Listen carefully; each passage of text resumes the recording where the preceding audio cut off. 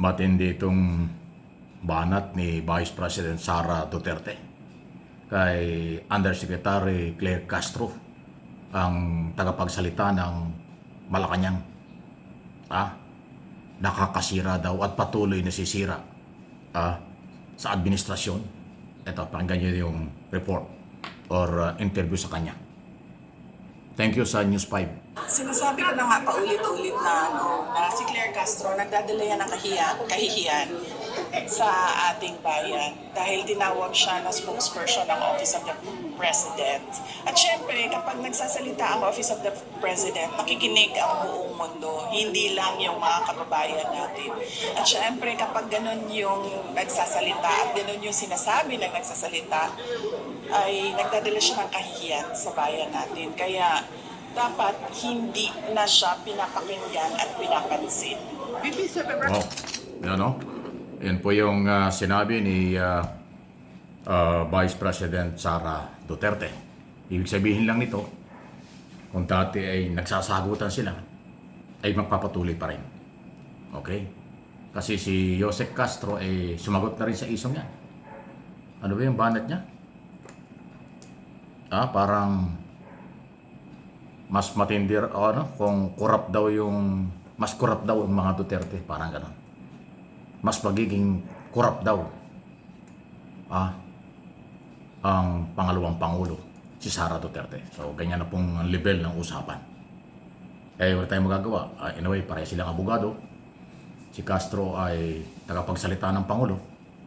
Vice President naman ay alam nating iba na ang galaw.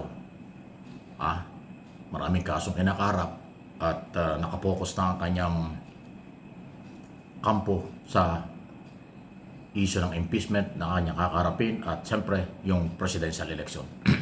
Pero ganyan. Pero ako naman sa tingin ko, aking pong personal observation, ibinababa o ibinaba ni Sara Duterte yung kanyang level. Although sabi ng iba, mababa talaga ang level. Kasi ganyan po yung ranking, malayo eh. Yung isa Vice President, yung isa Undersecretary. Pero pag pinatulan ng Vice President ang Undersecretary, bumababa yung level. Pangalawa, papapur pa yan kay Castro. Kasi Vice President yung kanyang katunggali. Definitely pinipick up ng maraming lehitimong media at social media. Katulad natin. Lehitimong issue yan. Tayo naman ay walang personalan. Issue lang ito. Nagsasagutan silang dalawa at ang ako naman ay pinaparating ko sa inyo kung ano ang nangyayari at binibigyan natin ng opinion, analysis ang kanyang sitwasyon. Kaya ko sinasabing papabor kay Castro ito dahil siya ay Yosek lang pinatulan ng pangalawang Pangulo. Kaya ako naman sinabing bumaba ang level ng pangalawang Pangulo kasi siya yung sumagot. Dapat spokesman to spokesman lang yan Meron na bang spokesman yata ang Vice President? Dapat yun na lang ang sumagot. Pero siya na yung sumagot, ay di bumaba ang level. Ganun pa man, yung dating hindi nila pagkakasundo, kung ito man ay personalan o trabaho lang, ay lumalala at lalala pa yan hanggang sa 2028. By the way, baka magulat kayo, tataka kayo bakit ang background ni Sara Duterte ay puro mga flower, bulaklak. Kasi nandun po yata siya sa burol ng kanyang uncle, yung kapatid na nakakabatang kapatid ni dating Pangulong Duterte na sumakabilang buhay yan noong nakaraan. Di ba? So, nakikirami din po tayo dahil talagang yun naman ay kulturang Pilipino, pagrespeto. Ano man ang politikang pinaniniwalaan natin, pagdating mo sa kabilang buhay, ibang usapan na yan. Nakikirami po tayo at ang channel na ito sa kanilang pamilya dahil hindi na nga nakita, isang kapatid, nakakulong. Anyway, so ayan po yan sa ating tingin. Ang balita naman natin sa issue ng impeachment, nakahanda na daw po ang pangalawang Pangulo.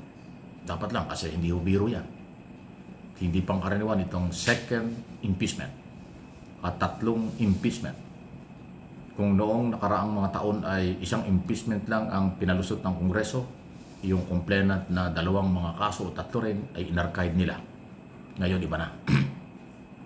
Yung mga civil society, marginalized sector, kaparian, abogado at mga madre ang complainant. At nakaatas ang maraming dokumento sa di umano mga abuso or paglabag sa batas kaya nawala yung public trust. Yung public trust sa isang government official. Pag nawala, mahirap yan. Okay?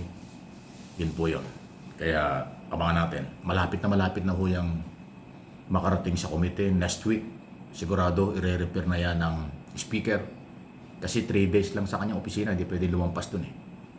3 days, session days. 3 session days. So, Monday, Tuesday, Wednesday. So, dapat yung may forward na sa Committee on Justice. At kaagad-agad, forthwith, ang Committee on Justice ay magre-resume at tatalakayin po yan. Kaya ating aabangan yan. Sigurado live na naman yan. Siguro mga 2-3, pinakamatagal na 4 na hearing, malalaman na natin kung ano mangyayari. Uusod ba o i-dismiss ang kaso ni Sara Duterte sa Committee on Justice? Exclusive yan sa Committee on Justice. 39 silang membro dyan kasama ang chairman plus ex officio ang Speaker of the House, mga Deputy Speaker, Minority Leader, at Majority Leader. Yan po yung mga ex officio na tinatawag. Kaya lumalampas ng halos 50 ang mga nagpa-participate sa mga pagboto sa pagdedesisyon. Ang ex officio member allowed sumali sa voting. Pero lahat ng congressman, kahit hindi ka member ng komite, pwede ka mag-participate sa public hearing. Kaya lang pag division of the House o division do sa magkakaroon ng botohan para magdesisyon, hindi allowed bumoto ang mga non-member. Ang allowed lang member at ex officio member. Ayan, para may idea kayo. Kasi dito po sa impeachment ni Sara Duterte ito, definitely magkakaroon ng maraming motion for voting. Maniwala kayo. Magkakaroon ng botohan yan kung meron bang sufficient inform. Magkakabotohan yan kung meron sufficient in substance. Magkakabotohan yan kung i-dismiss o hindi. Magkakabotohan yan kung gagawa ng endorsement sa komite ang komite for plenary debate at approval ng 1/3 membro ng Kongreso. Kaya ang dami pong motion for voting. Kaya mahalagang malaman nyo sino ang allowed mag-participate sa botohan, sino ang hindi. Yan aking pinapaliwanag na. Yan ang purpose ng ating mga topic araw-araw. For information and education. Okay? Hindi natin pangunahan sila. Wala akong karapatang pangunahan sila. Yung pagbibigay lang ng assessment at opinion base sa nangyayari, yan ay aking obligasyon at karapatan. For your information. Di ba? Yun lang po yun. Please like and share, subscribe and follow doon sa hindi pa, dito po sa aking mga channel. 2 po channel ito, 2 lang ito. Samahan nyo ako, Mike Abe Opinions channel at MA Pinoy TV. Ito yun.